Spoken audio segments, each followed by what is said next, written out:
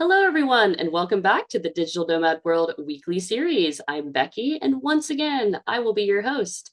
Today, we are going to be talking with Heather Cairns about being a digital nomad for about, say, Heather, 2 to 3 months now.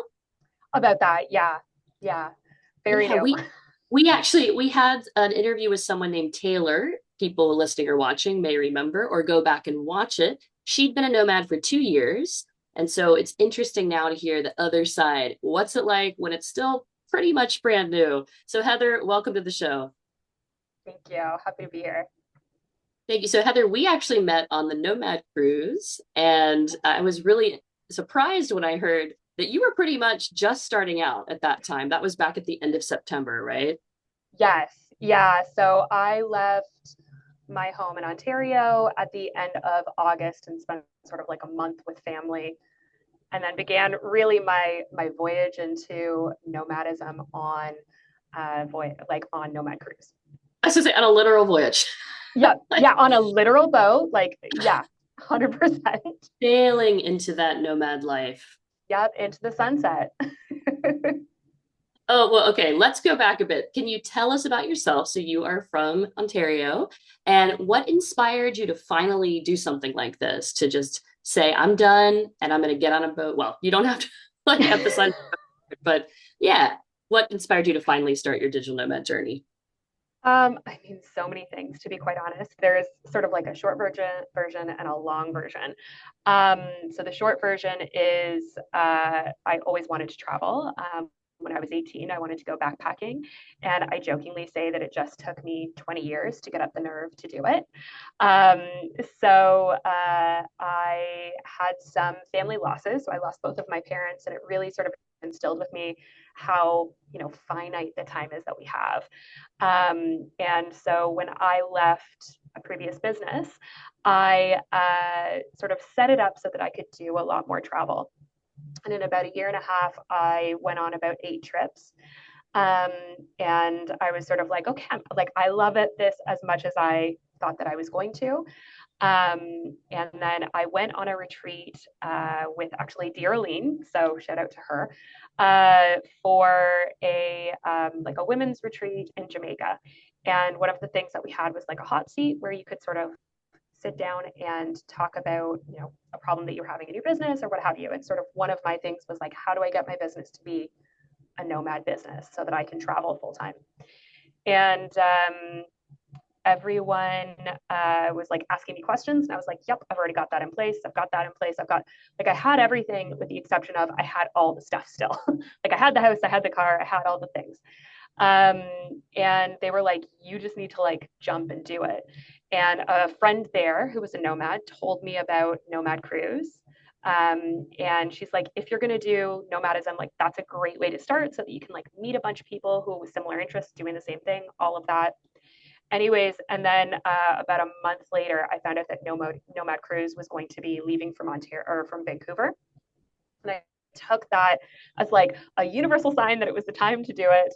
And so then I spent the next 4 to 6 months selling everything that I owned, or just about.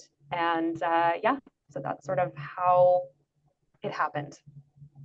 Wow, I would have taken that as a universal sign. It's like from my home country. Yes, It's the yeah. other side. So I already journey over there. And then yeah, I mean, how many people were on Nomad Cruise with us? Like 250 or something? Yeah, yeah. Like it was like, yeah, I think just under 300. I'm not sure the exact figure, but yeah, like it was a huge amount of people, and sort of it seemed like a great place to make friends and find out some tips and tricks and like, get recommendations and all the things.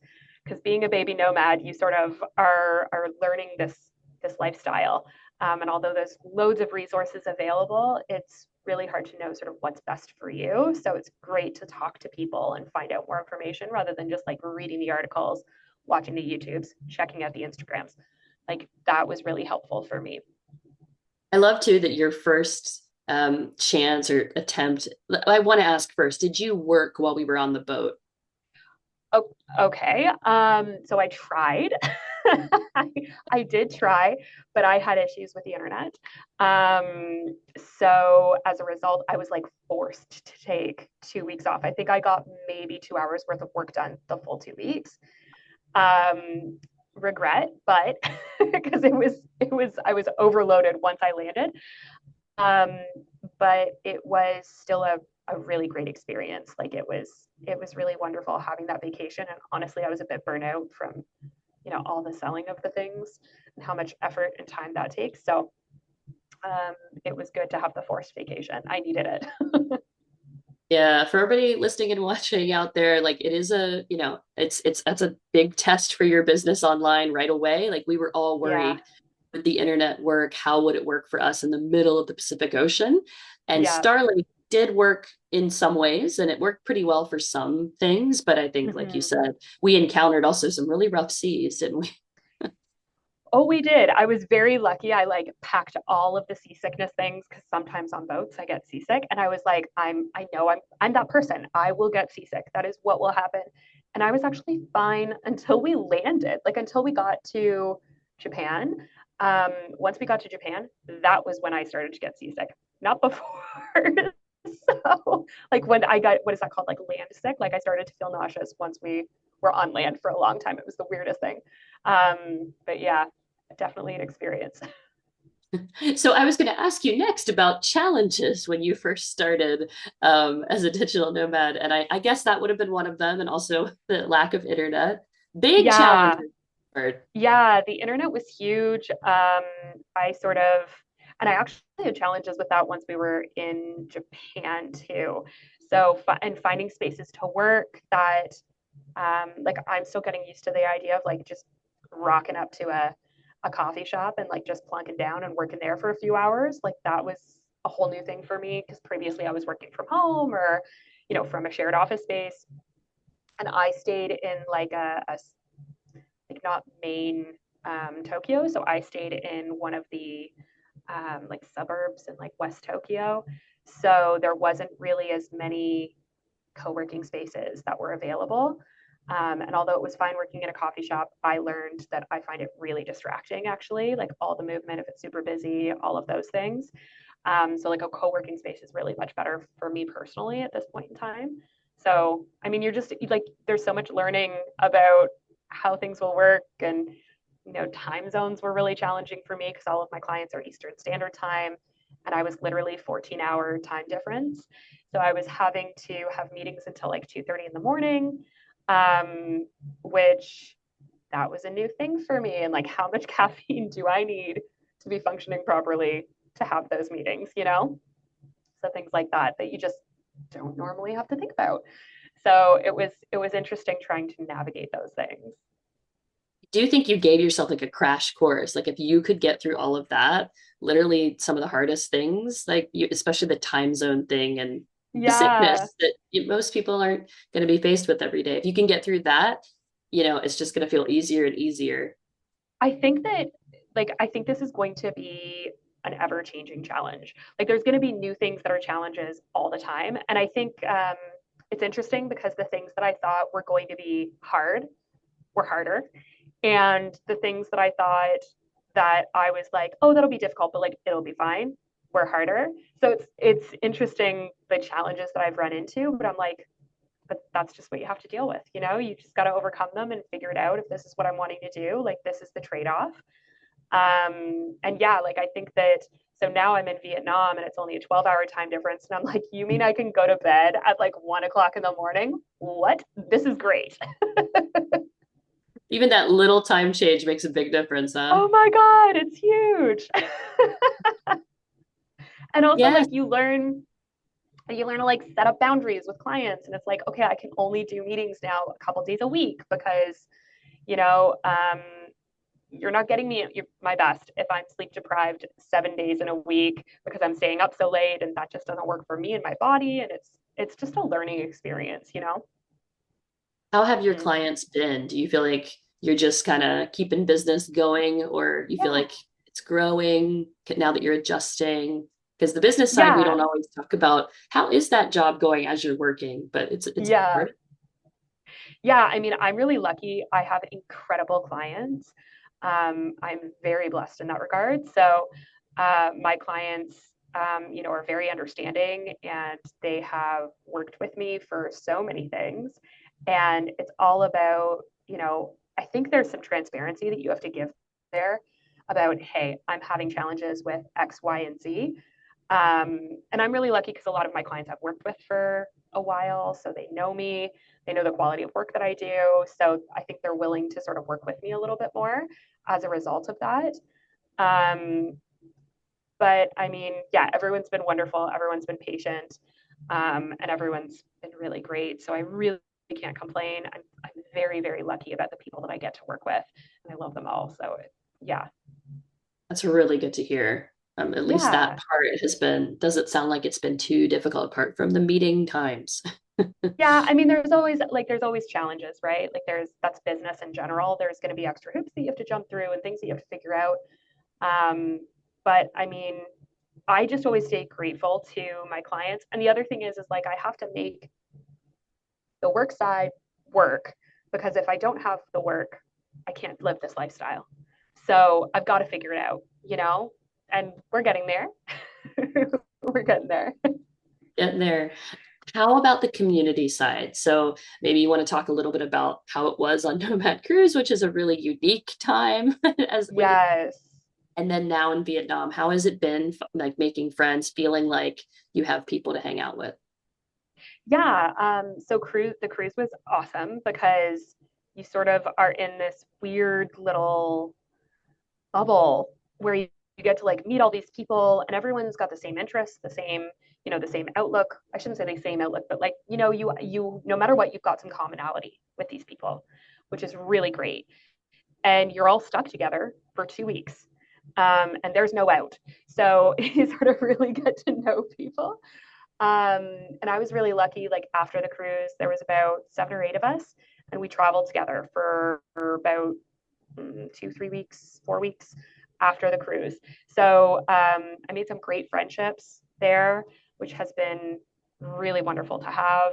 And there are people that you can talk to and sort of keep in touch with, which is once again just so wonderful. Um, and it was a great sense of community, and there was lots of amazing people there. So it was really nice.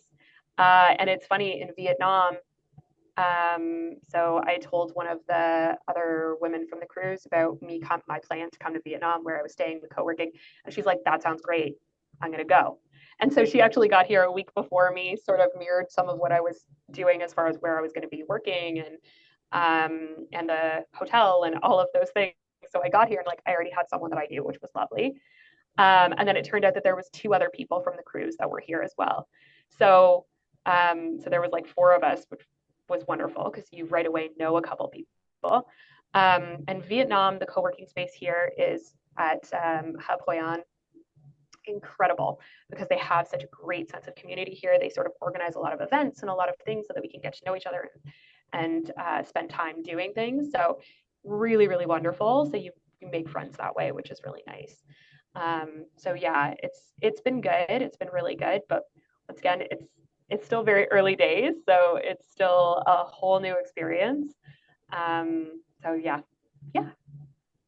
Yeah, I really couldn't think of a better place to recommend for somebody after, as a new nomad, after coming from, having this group of people with you traveling, than going to Hub Hoi An. So I'm really glad that you went there. And yeah, I know there's new challenges. It's like, oh, mosquitoes. It's a very open co-working space. And, you have to deal with weather sometimes because you're Mm-hmm. riding a bicycle around these things you don't do in the US and Canada when you come Yeah. from that like previous, I don't want to say cubicle life, but going to the office and things like that.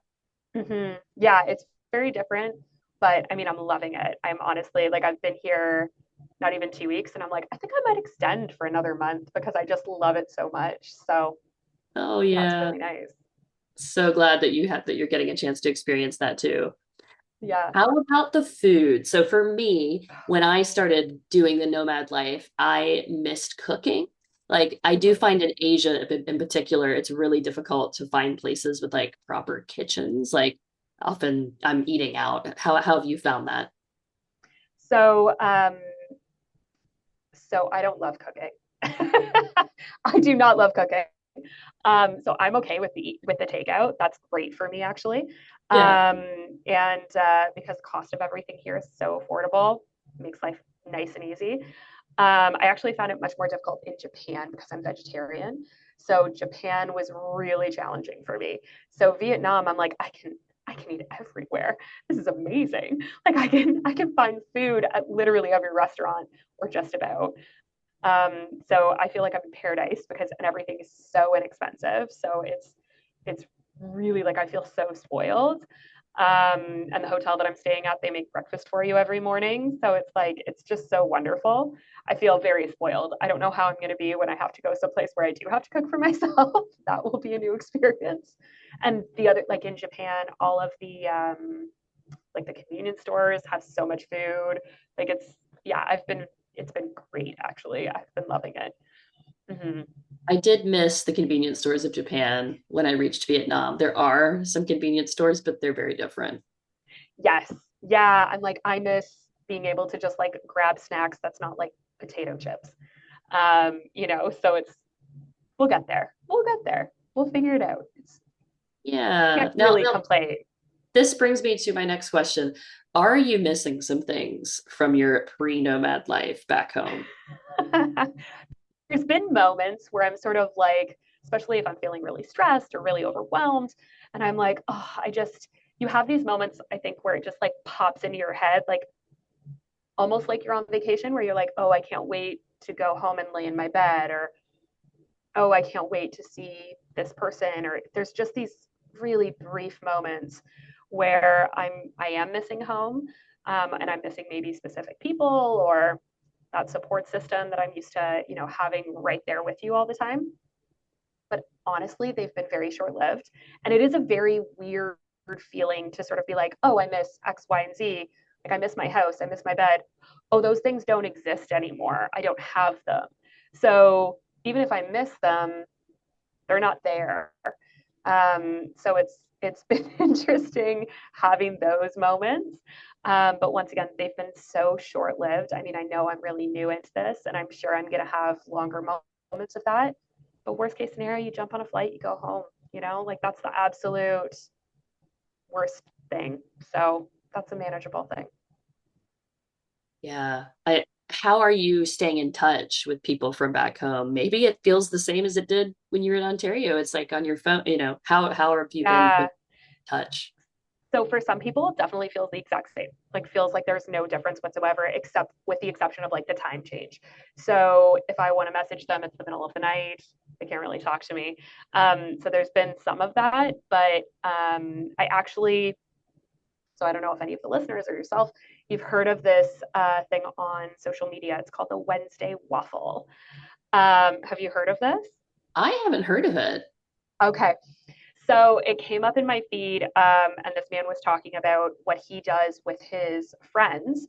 Is every Wednesday they call it the Wednesday Waffle, and they do a 2 minute video giving an update on their life, and then they send it to their friends.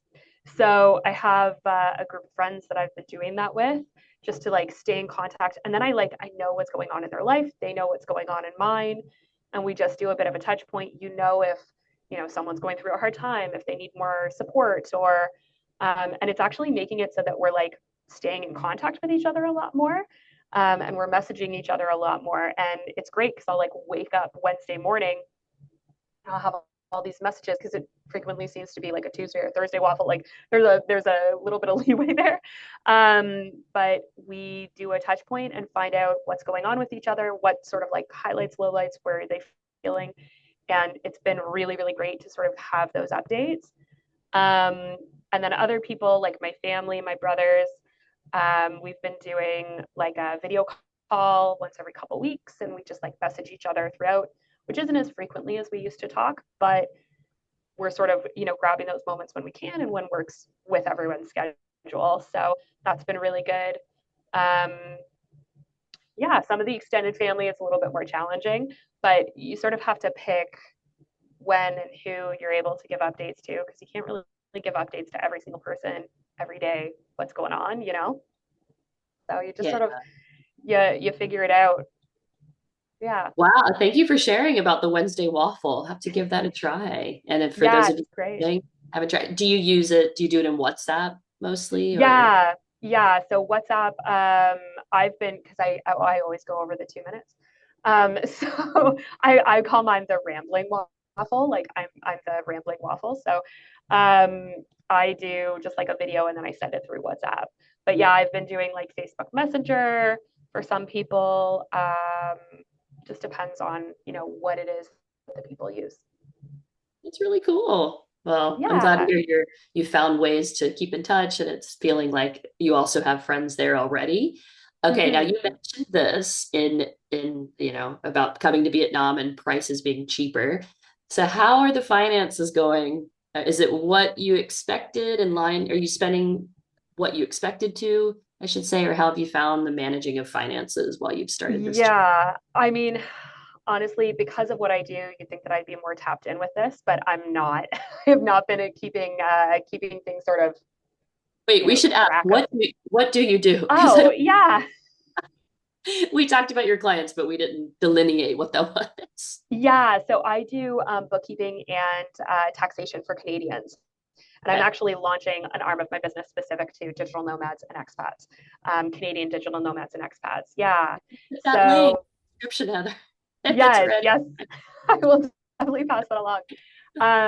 Yeah, so you would think that I would be more on top of this, but I've just like been living life, um, and and sort of not staring directly at it, especially because I was in Japan longer than what I had planned. I ended up going back to Tokyo, which is more expensive than some other places in Japan. So there were some choices and things that I ended up doing there because you pivot in when you're living this lifestyle. If something's not working, you pivot. That's what you do. Um, so I had to pivot a bit, and as a result, I probably spent way more in Japan than what I had planned in my mind. But you offset it by, or at least my plan has been to offset those expensive places with places that are more affordable. And then the hope is that you're sort of not blowing everything on the budget that you originally had. Yeah. Yeah. I mean, a lot of Americans, I know you're Canadian, a lot of Americans will say, like, the cost of living for me doing my daily 9 to 5 in America was so expensive that almost anywhere else feels cheaper as they're nomading around the world. Did it feel like Canada had been expensive for you, or you were like, well, I'm sure it's going to be cheaper in other places? Yeah, so Japan, just because of currency exchange, Japan's quite expensive for me, and like the cost of rent was quite high. Food was sort of quite reasonable. It was I would say a little bit cheaper for food as far as like takeout, and I did do um, quite a few little convenience store like lunches and dinners, lots of those. So those were very affordable as a result. Um, and Vietnam is obviously way less expensive. So it's way more affordable. So I'm sort of able to do a little bit of a catch up on that budget. Mm-hmm. Yeah, but Canada, I mean, some things were expensive, some things weren't. I was very lucky. I owned my home, and I sort of had my mortgage locked in before interest rates went crazy. So I was very lucky in that regard. So it's just different in a lot of ways. Yeah.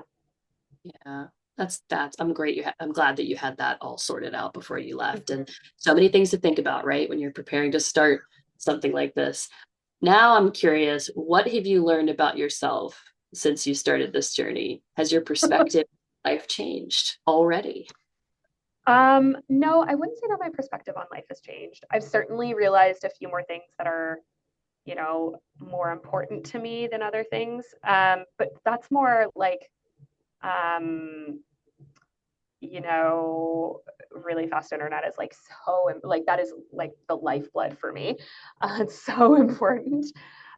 Having a comfortable bed, oh my God. But I did learn that like a hard bed is actually way better for my back. Didn't know that before because that like my back pain disappeared in Japan when I was sleeping on something that felt like a rock. Um, so that's nice. Um, I definitely learned more about how fast travel is not for me. I definitely, longer travel is the way, as well as it actually is more affordable if you do longer travel. So staying in a place for a month or longer, way more affordable. Um, Budget airlines, not for me. It's worth the extra money. Um, yeah, like I mean, I definitely have learned that I'm more resilient, but I sort of already knew that just because of things that I've been through in my life. So, um,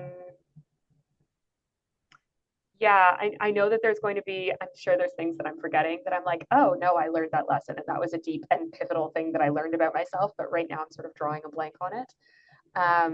But yeah, it's more about the ways that I do this life is more what I'm learning. Um, but I'm sure there's things that I'm forgetting. Oh, it's still early on, but Yes, I know very early days. I learned quite a bit and had to pivot and made a lot of adjustments. So yeah, Yeah. learned Yeah, I would learned. actually, sorry, one thing that I am thinking that is sort of, I'm really realizing is actually very important is making sure that I'm putting myself first. Like that is absolute, when you're living this lifestyle, it is so, so important to make sure that you're taking care of yourself first and foremost and being a little bit selfish in that regard. Yes, yeah, your health will quickly deteriorate. I've experienced that. Yeah, yeah, for The sure. stress as well can be very stressful, taking care of Mhm. all these things by yourself. But on that note, what are your plans coming up, Heather? You're going to be in Vietnam. You said you already are Mhm. planning perhaps extending. What are your Yes. next is after that? So I'm not, I'm once again the pivot. What I had thought that I was going to be doing, I was sort of originally planning on going to Bali for a few months. I'm not sure if I'm going to do that now. I may actually just stay here a little bit longer. I have a friend who's in Thailand right now, who's from the cruise. Sort of, she's invited me to go and stay with her, and I'm like, I'm so close. I should just go for a couple of weeks and just go see her.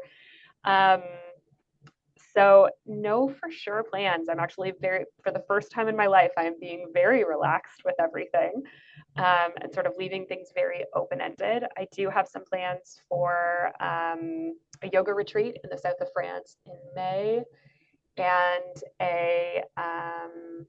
I've bought a ticket to Bansko, so I'm very excited to go to that Nomad conference. And then the plan was originally to go to Canada, back to Canada to visit family and friends for July and August when the weather is beautiful. So that at this point in time is sort of where I'm at. So we'll see what actually happens. Now you get to choose the weather, right? Yeah, 100%. Staying as far, I've been jokingly saying, but also very seriously saying that I am staying as far away from snow as I possibly can. I've had 40 years of Canadian winters, and like I need a break. So I'm staying away from snow unless it's on a mountain. Like that's all the snow that I want to see. I feel like Canadians and people from northern climes have like an even, bigger push to become nomads. Yeah. Oh my goodness, for sure. Well, I wish you all the luck and all the fun as you're continuing on your journey. And it would be great to, come back in a year or two and see how you have been doing. And I hope it goes Yeah. very you. I hope you enjoy Vietnam as well. It is a beautiful country. Yes, it is wonderful. I'm loving it so far. Thank you. Thank you so much. I hope you have a wonderful day. Yeah, you too. Thank you. Bye. Bye.